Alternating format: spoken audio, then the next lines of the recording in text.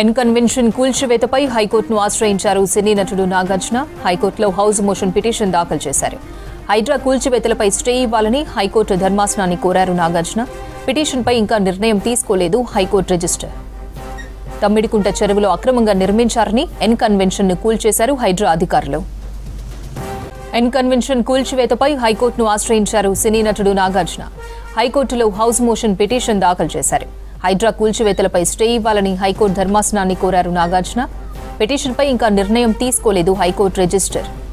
తమ్మిడికుంట చెరువులో అక్రమంగా నిర్మించారని ఎన్ కన్వెన్షన్ను కూల్చేశారు హైడ్రా అధికారులు.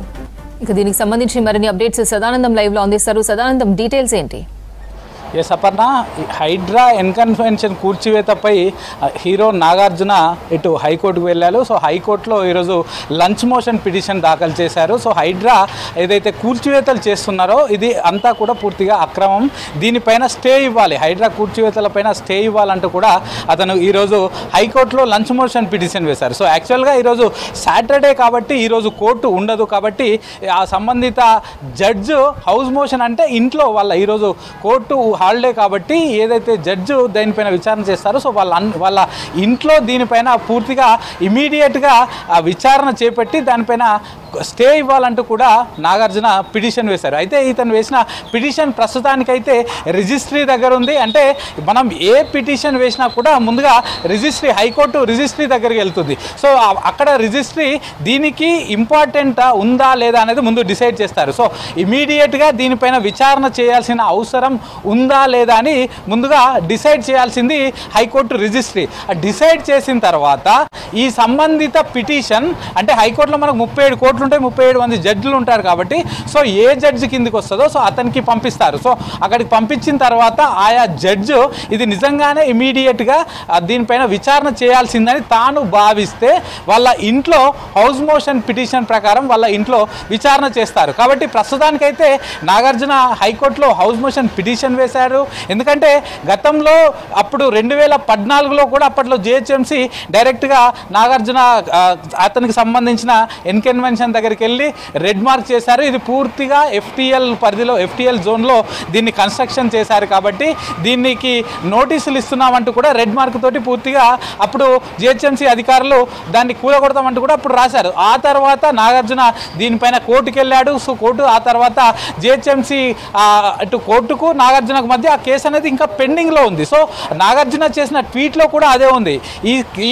ఈ అంశము ఈ ఎన్ కన్వెన్షన్ అనేది ఎఫ్టీఎల్లో కట్టామా లేదా అనే అంశం పైన హైకోర్టులో ఇంకా దానిపైన విచారణ జరుగుతుంది. సో విచారణ దశలో ఉన్న దానిపైన మాకు ఎలాంటి నోటీసులు కూడా ఇవ్వకుండా డైరెక్ట్గా హైడ్రా వాళ్ళు వెళ్ళి కూలగొట్టడం అనేది అనైతికం, దీనిపైన స్టే ఇవ్వాలంటూ కూడా నేను హైకోర్టులో పిటిషన్ వేస్తున్నానంటూ కూడా తాను చేసిన ట్విట్టర్లో తాను రెస్పాండ్ అయినప్పుడు కూడా దానిలో క్లియర్గా అదే చెప్పాడు. ఎందుకంటే 2014లోనే అప్పట్లోనే దీనిపైన హైకోర్టులో అప్పటి నుంచి మ్యాటర్ హైకోర్టులో నడుస్తూ ఉంది. సో 2014 సెప్టెంబర్ 13th రోజు కూడా హైకోర్టు ఒక వారం రోజుల పాటు అప్పుడు స్టే ఇచ్చింది. సో వారం రోజుల పాటు జిహెచ్ఎంసీ అధికారులు ఎట్లాంటి చర్యలు తీసుకోవద్దంటూ కూడా అప్పుడు చెప్పింది. సో ఆ తర్వాత మళ్ళీ వీళ్ళు కౌంటర్ దాఖలు చేయడం, అటు జిహెచ్ఎంసీ కౌంటర్ దాఖలు చేయడం అది అనేది ఇంకా హైకోర్టులో కేసు నడుచుకుంటూ వస్తూనే ఉంది. కానీ ఇప్పటివరకు దానిపైన ఎట్లాంటి డిసిషన్ కానీ ఫైనల్ తీర్పు కానీ రాలేదు. అంటే హైకోర్టులో మ్యాటర్ ఉన్నప్పుడు సో ఎట్లాంటి నోటీసులు ఇవ్వకుండా, హైకోర్టుకు ఎట్లాంటి ఇన్ఫర్మేషన్ ఇవ్వకుండా ఎట్లా దీన్ని డిమాలిష్ చేస్తారంటూ కూడా ఇటు నాగార్జున క్వశ్చన్ చేస్తున్నారు. సో దాని ఆధారంగానే ఈరోజు హైకోర్టులో పిటిషన్ వేశారు. అది కూడా హౌస్ మోషన్ పిటిషన్ వేశారు. ఈరోజు 4th సాటర్డే కాబట్టి కోర్టు ఉండదు. సో దాంతో హౌస్ మోషన్ పిటిషన్ వేశారు. సో ప్రస్తుతానికైతే ఇతను వేసిన పిటిషన్ అంటే ఎందుకంటే ఈరోజు ఎర్లీ మార్నింగ్ 7 o'clockకే డిమాలిషన్ స్టార్ట్ అయింది. సో డిమాలిషన్ స్టార్ట్ అయిన తర్వాత అతని అడ్వకేట్ దగ్గరికి వెళ్ళి పూర్తి డీటెయిల్స్ గతంలో ఇటు హైకోర్టులో నడుస్తున్న కేసుకు సంబంధించిన డీటెయిల్స్ తీసుకొని వాటిని అన్నింటినీ కూడా కోట్ చేస్తూ ఆ సంబంధిత డాక్యుమెంట్స్ అన్నింటిని కూడా కోట్ చేస్తూ హైకోర్టులో వీళ్ళు పిటిషన్ దాఖలు చేశారు. అది కూడా లంచ్ మోషన్ కాబట్టి డైరెక్ట్గా రిజిస్ట్రీ దగ్గరికి వెళ్ళింది. సో మామూలుగా కేసులు ఏమైంటుందంటే మనం ఒక పిటిషన్ వేసినామంటే అది ఇంపార్టెంట్ అయితే దాన్ని రిజిస్ట్రీ అప్పటికప్పుడు తీసుకొని సంబంధిత జడ్జికి రెఫర్ చేస్తారు. సో ఈరోజు హాలిడే కాబట్టి దీన్ని అటు హౌస్ మోషన్ వేశారు. సో ఇది కూడా ఇంపార్టెంట్ అంటూ వీళ్ళు వేస్తున్నారు. కాబట్టి మొదటగా ఈ పిటిషన్ను విచారించాలా వద్దా అనేది రిజిస్ట్రీ డిసిషన్ తీసుకోవాలి. సో ఆ తర్వాత రిజిస్ట్రీ